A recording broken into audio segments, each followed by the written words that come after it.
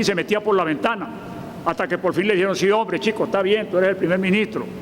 ¿Cuál fue la respuesta frente a esas críticas de Pablo Iglesias? Hablar de Venezuela, hablar de la crisis de Venezuela, hablar de la crisis humanitaria de Venezuela, de hablar del costo de la vida en Venezuela. Esa fue la respuesta, está en los medios. Esos son los que ejercen presión sobre el gobierno. ¿Cuál presión? Ese es un elemento interviniente de primer orden, que este señor, que es representante del sionismo internacional, véanle su apellido, el día de la independencia de Venezuela, fue a una universidad en el sur de Florida a hablar de que había que rebasar la hora cero para justificar la intervención extranjera en Venezuela. Ese señor representa el sionismo internacional, que no es el pueblo de Israel. Eso es otra cosa. Que eso es otra cosa. Es el sionismo. El señor que es alcalde de Latillo, que como un payaso se tiró en el suelo para decir que estábamos lanzando, que aquí se estaban lanzando armas químicas, como ocurría en Siria, está en los medios. Ese también representa el sionismo internacional. Véanle los apellidos, véanle los apellidos. Ah, bueno, que sean negros, ese es otro problema. Ese es otro problema. Bueno, ¿cuál otro elemento interviniente? La prensa. Lo que agrupamos en lo que llamamos el sindicato de propietarios de los medios de comunicación. Son 29 derechos, creo que tiene la Carta de Derechos Humanos de las Naciones Unidas. 29 derechos.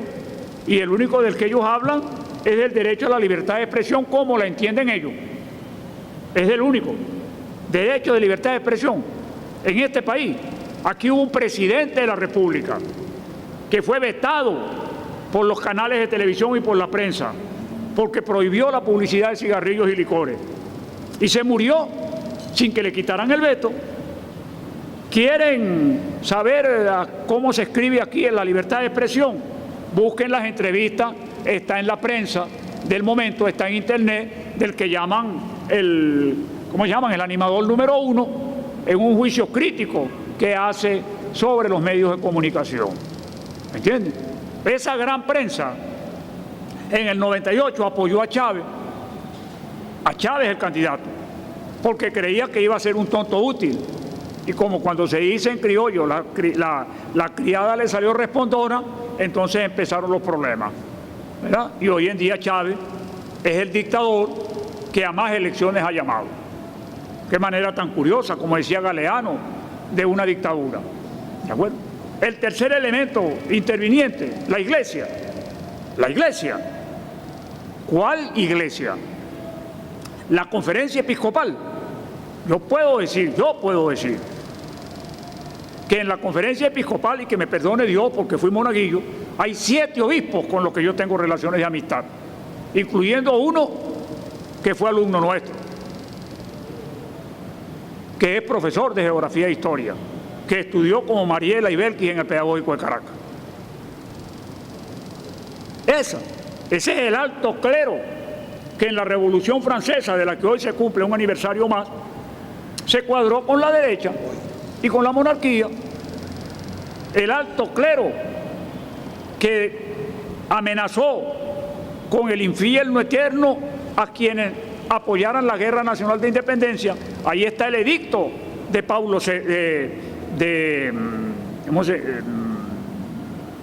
del Papa del momento, Pío VI, por cierto, que pasó a la historia con el nombre del prisionero. No logró autonomía frente a Napoleón, pero sí se preocupó porque los súbditos del rey que querían ser libres íbamos a ir al infierno eterno. Ahí está, el alto clero. Ese es el alto clero, esa es la conferencia episcopal, que el lunes, creo, el martes, el lunes lo puso y salió en los medios el martes, un pronunciamiento frente a la situación del país, preocupados por lo que estaba ocurriendo. ¿Y qué recomiendan? Búsquenlo, que suspendan la consulta para la Asamblea Nacional Constituyente, porque parece ser que eso es lo único que les preocupa. Así es sencillo. igual que 80 intelectuales que el mismo día presentaron un comunicado a los medios de comunicación y apareció el martes. 80 presentan tres propuestas, preocupados por lo que ocurre en el país. Presentan tres propuestas. La primera, que se desconvoque la Asamblea Nacional Constituyente. La segunda, que se mantenga la mediación del Vaticano, pero si ellos son los que se burlaron del representante del Papa que vino a la conversación con el gobierno nacional. Y tercero, que se busque la mediación de países amigos para que se busque una transición.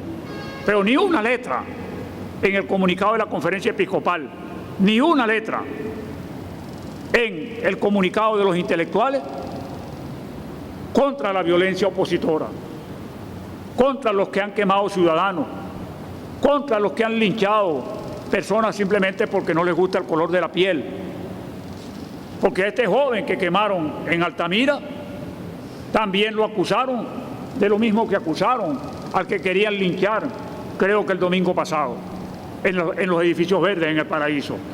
Porque resulta entonces que ahora no hay justicia y al que señalen de que está robando hay que lincharlo y hay que quemarlo vivo, como hicieron. No hay de los representantes de Dios, y lo digo con autoridad, pues yo fui monaguillo, por si acaso, y no cualquier monaguillo, fui monaguillo de alguien que después llegó a ser obispo, por si acaso, ¿está bien? No como estos monaguillos de los Andes que uno no sabe en qué iglesia prestaron servicio.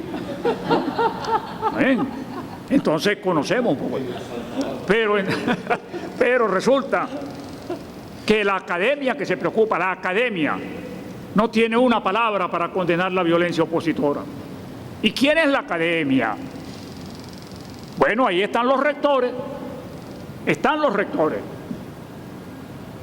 que van a hacer el espacio para la payasada de esa del próximo domingo, incluyendo al rector de Mariela y de Belki, el rector de la Universidad Pedagógica, bueno, y de Luis también, de la Universidad, mío no, de la Universidad Pedagógica Experimental Libertad.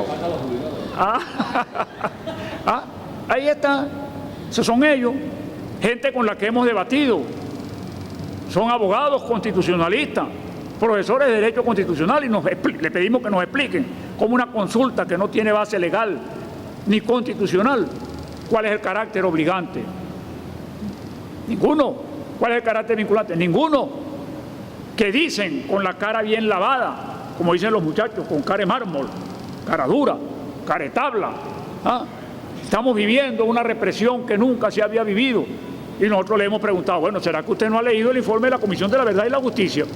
Porque son 800 páginas, con decenas de miles de perseguidos, decenas de miles de prisioneros, con centenares de muertos, con centenares de desaparecidos. Ahí está el Comisión de la Verdad y la Justicia. Y a quien les digo que lean la presentación que hace la señora que tiene su despacho frente a la antigua Plaza de la Misericordia, ahí se ve el doble discurso de esa señora. Bueno, que la gente se haya sorprendido al final, ese es otro problema. Bueno, yo quisiera, para no... Se me quedan muchos aspectos aquí, pero ya empezó Luis a sacar tarjeta amarilla. Claro, como ahora San Cristóbal recuperó la plaza para las eliminatorias del Mundial, se siente árbitro de fútbol. Yo quiero señalar 9 aspectos para conectar la constituyente con el problema educativo.